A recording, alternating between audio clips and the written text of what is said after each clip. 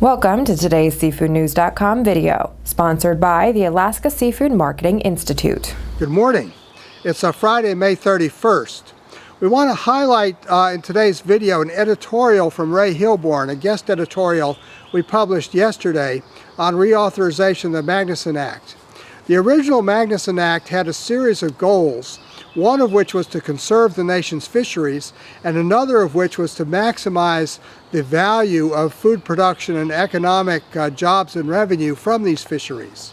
What Ray is saying is that since 1999, NOAA has been extremely successful at achieving the goals of conserving the fisheries. If we look at fish stocks subject to overfishing, that number has declined from about 33% in 1999 to 10% today. There have been similar declines in the range of fish stocks that are classified as overfished. However, what the cost of that has been a big sacrifice in the economic productivity that we should be able to get from these fisheries. In general, Ray estimates that most fisheries are fished at about 40% of the level that would produce their maximum sustainable yield.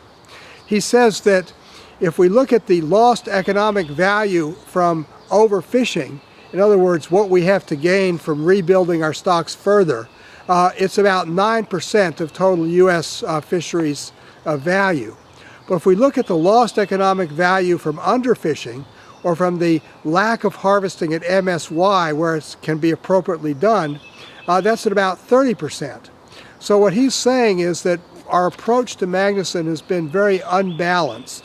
And now that we've been so successful in terms of rebuilding fish stocks and putting U.S. stocks on a path to sustainability, it's now time to examine the roadblocks to enjoying the economic benefits and the food production from the nation's fisheries as Magnuson intended. We highly recommend this editorial to you.